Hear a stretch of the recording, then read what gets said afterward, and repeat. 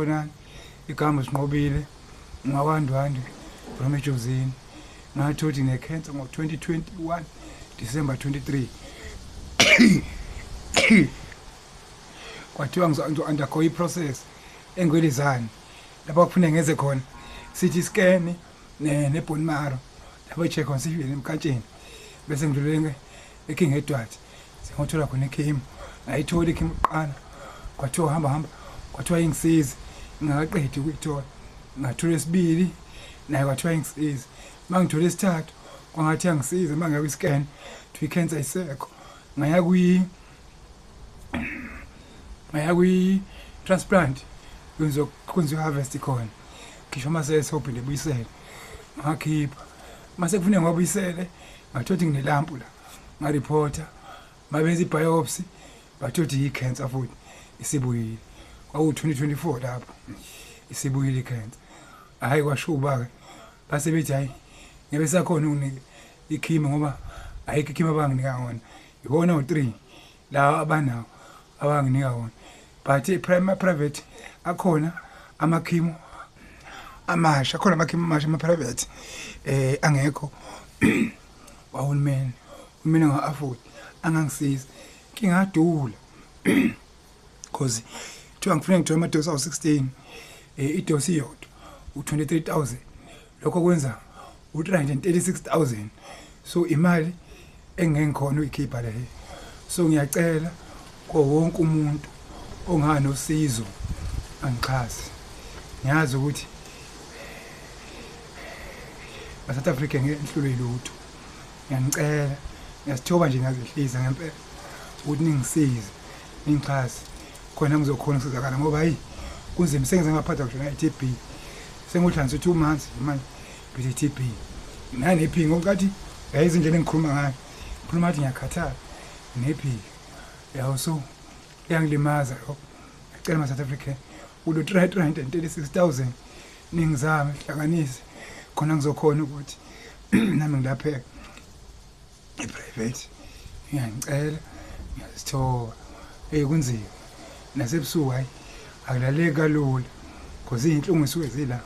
eze-TB ngapha eze-cancer ngapha ngiyangicela ama-South African ukuthi ngixhase kunzima ngempela nami ngikhona ukuthi nge-private bese siyakhona bese bakhona ukuthi nami ngilapha ngicela kakhulu lo 336,000 ngiyazi ukuthi mningi kodwa ngiyazi ukuthi ngingazama yonke indlela ukuthi mhlambe ngicine ifike khona manje uhlanganise ngiyayazi ngiyanicela ama-South African sanibonani igama uSinqobile ngandwane ngithi nje ngibuye ngizobonga kakhulu ngokukhulu eningenzele khona kukhulu kakhulu Nkosi yami kukhulu kakhulu nami ngangazi ukuthi mhlambe sengazi kube kangaka ngalesikhathi sincane kangaka yize kusashota but angiqala nje ngibonge kakhulu ngeseningenzele khona kukhulu kakhulu kufaka abantu kudonate kukhulu kakhulu ngiyabonga kakhulu ngithi akinike nama-update ke uhambo lwami lwekhimo ukuthi next week ngizobona udokotela ngoLwesibili ke-18 then ke from there uzosho ukuthi ikhimo ngiqala nini angazi noma ngiqala khona ngoba next week noma ngiqala kule viki but nje on Tuesday uthangize so when I think khona azokwenza mhlawumbe kwe-scan before ngiqale be-check ukuthi ngabe kusekhambe kangakanani yabo so I'm not sure but I'll give you an update mangibuya khona noma sengiqalile ikhimo ngizonika ama-update ukuthi no sengiqalile njengamanje ya so ngiyacela nkosi yami ukuthi ngiqhubeke nkosi yami ningixhase niphose lapha nkosi yami ngoba kukhulu siningizame ngakho kodwa kusashota khona sashota impela but ke ngiyathemba ukuthi ngeke ningilahle nohlezi ninami nizoqhubeka ningiphose lapha ukuze ngizokhona ukuthi ngicine ngitholile ikhima amadosi ngalokho ngithola amadosi ngiphinde ngimiswe imali kodwa ke ngithemba South African ngeke ukuthi seniqalile ukungisiza niphile bese nima phakathi ngiyazi ukuthi nizongisiza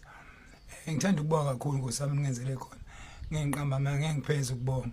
ngiyabonga nje kakhulu Nkosi ngiyabonga kakhulu I will keep you updated ukuhamba kwesikhathi ukuthi okay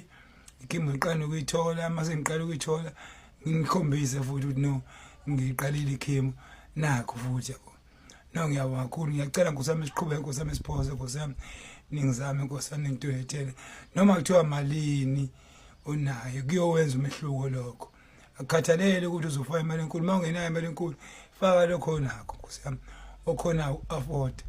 ngiyabonga kakhulu. Hello Mzansi, welcome to Mgozo Samzansi. If today is your first time visiting this channel, please do the right thing and click the subscribe button. Nangibhodile igama lakhe nguSinqobile kaSimelane. Ucela lisito ebantwini baseMzansi njengoba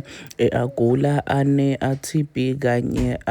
cancer. Uthi ucela lisito ebantwini imali kufanele ihlanganise 339,000. So uyacela abantu baseMzansi ngathi bangamsita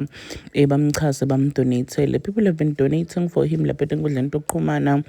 bayifaka nje imali wenda nevideo yabonga abantu labamdonatele lokho labakhiphile abantu and he did mention ukuthi although imali ayikanelanga ayikafikanga lo 300 and something lofunekako but uyabona ukuthi abantu baqhubeka nokumdonatela. It's a very very heartbreaking and sad story lokuyinto lena lengendekela nanoma engangibani. Let's hope ukuthi abantu batoqhubeka nokumdonatela. If you do want to donate for him, this is his